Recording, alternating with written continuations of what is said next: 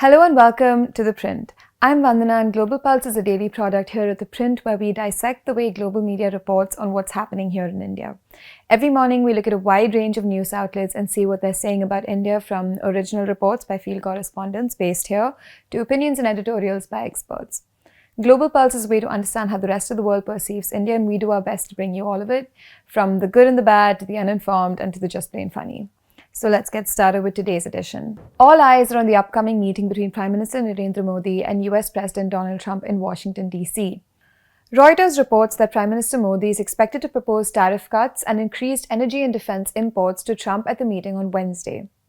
Modi is keen to avert a potential trade war and boost trade ties after Trump threatened reciprocal tariffs on many countries, including a 25% tariff on all steel and aluminium imports, Reuters reports. According to the report, alleviating trade imbalances by increasing energy imports from the US could be among the key issues likely to be discussed at the meeting, especially since India is the world's fourth largest importer of liquefied natural gas. India is also likely to purchase and co-produce combat vehicles and finalize a fighter jet engine deal. US officials and industry representatives are expected to raise the issue of market access and a level playing field for US businesses, citing higher import tariffs on certain goods, writes Manoj Kumar in this Reuters report. Elon Musk, too, is expected to meet with Modi to discuss a setup of Tesla and Starlink in India. Indian officials and industry groups are optimistic that Modi's visit will enhance strategic and economic ties with the United States, the report concludes.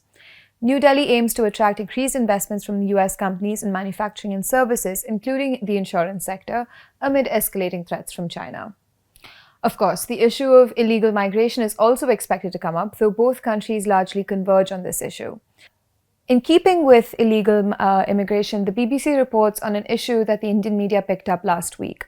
Many who are close to their due dates are considering inducing delivery so that their child is born in the US while the window for receiving birthright citizenship is still open, even as Trump's executive order is being legally challenged in court. However, obstetricians of Indian origin in the US have reported only a few such inquiries from families seeking early C-sections, Savita Patel reports for the BBC. US citizenship is highly coveted, especially by skilled H-1B visa holders. Indians are the second largest immigrant group in the US, the BBC explains, pointing to how over 5 million Indians in the US hold non-immigrant visas. South Asian parents-to-be are flooding online groups with concerns about the order's impact and next steps, it reports. Trump's executive order says it does not affect the ability of the children of lawful permanent residents to obtain documentation of US citizenship. But Indians in the US face the longest wait of any foreign nationality to receive a green card conferring lawful permanent residency. According to another Reuters report, anti-minority hate speech in India rose by 74% in 2024, according to a research group. Citing research by the Washington-based India Hate Lab, it says instances of hate speech against religious minorities in India ballooned around the general elections last year.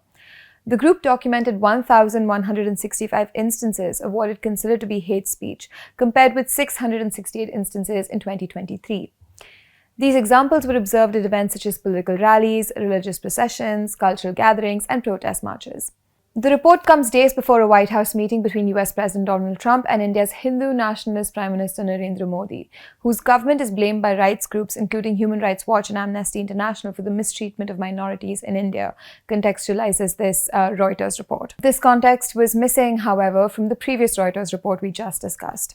Meanwhile, The Guardian reports on how more than 1,000 dead sea turtles washed up along India's southern coastline, prompting an increase in wildlife patrols and a crackdown on fishing boats. Most of the washed-up turtles were found near the state capital, Chennai, the article, originally published by Monga Bay and republished by The Guardian, says. Every year, olive ridley turtles gather off India's coast to breed. Female turtles come ashore to the beaches where they hatch to lay their own eggs, while the males remain in the water.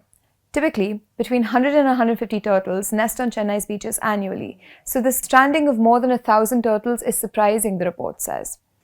The turtles are likely to have died from suffocation and drowning, Shreya Dasgupta reports. Both male and female turtles could have gathered near nesting beaches to breed, The Guardian reports. If there was net fishing in the area, the turtles, which need to surface to breed, may have become entangled and drowned. The state government has now swung into action with a patrol team monitoring boats and ships in the area. Commercial fishing vessels operating in Chennai's waters don't always abide by local laws, which have likely led to such deaths.